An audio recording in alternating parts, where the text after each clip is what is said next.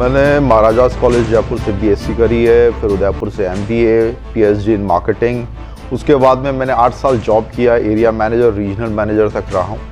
फिर उसके बाद में मैंने बिज़नेस में शिफ्ट किया। मैंने बिज़नेस के अंदर बिल्डिंग मटेरियल लाइन के अंदर कंस्ट्रक्शन प्रॉपर्टीज़ उसमें काफ़ी काम किया और आज से 3 वर्ष पूर्व मैं वैशाली नगर व्यापार मंडल अध्यक्ष बना।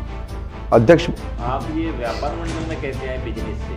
भाई व्यापार में आने के बाद में काफ़ी साथी थे जो एक्टिवली इन्वॉल्व थे समाज सेवा के अंदर। मैं भी काफ़ी इन्वॉल्व था। मैंने भी कॉलोनी के नियमन के लिए आंदोलन किए हैं, लोगों से जुड़ाव होता गया। उनके व्यापारियों ने फिर मेरे को इनवाइट किया, बाकायदा बातचीत हुई कि साहब आप इस वैशाली को संभालिए, और उनके आग्रह करने पे फिर मैं वैशाली नगर व्यापार मंडल में अध्यक्ष के तौर पे चयनित हुआ था।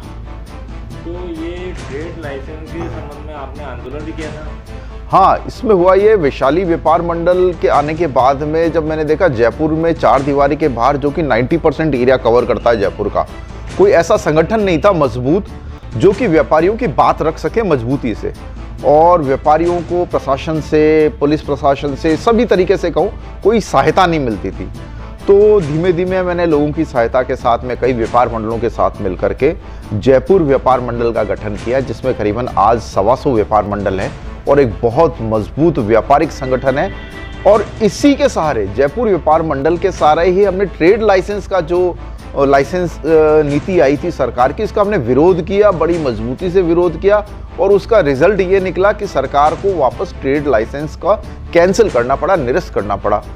नगर निगम, सरकार दोनों ने जयपुर व्यापार मंडल की बात मानी और हाँ में हाँ मिला करके इस लाइसेंस को निरस्त किया। आपका व्यापार मंडल में रहते हुए राजनीति में आगे बढ़ना चाहते हैं या व्यापार मंडल के साथ ही आगे कार्य करना चाहते हैं? नहीं, आगे का तो कह नहीं सकते, लेकिन हमारा मुख्य उद्देश्य वही है कि जब व्यापार मंडल में आए हैं तो व्यापारियों को मजबूती देना, और उसी के लिए प्रयासरत है।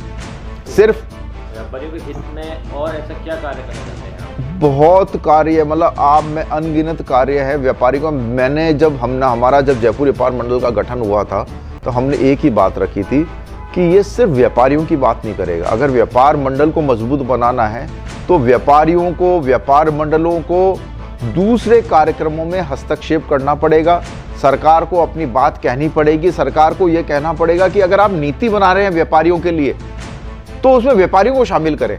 आज ट्रेड लाइसेंस हो, यूडी टैक्स हो, ग्लो साइन बोर्ड हो, उसके लिए हमने पूरा हस्तक्षेप कर रखा है। हमने अपने व्यापारी भाइयों से कह रखा है, आप जब तक यूडी टैक्स न दे, ग्लो साइन बोर्ड का टैक्स न दे, जब तक कि नगर निगम या सरकार हमसे बैठ के बातचीत करके कोई सहमति पे ना आए, तो उसका अच्छा सकारात्मक प्रयास निकल रहा है। लोग हमारे साथ जुड़ रहे हैं और कई ऐसे इश्यूज हैं, पब्लिक के इश्यूज हैं, जिसके अंदर व्यापार मंडल आज हस्तक्षेप कर रहा है, और वो सब हम चाह रहे हैं कि आगे भी ऐसा करता रहे।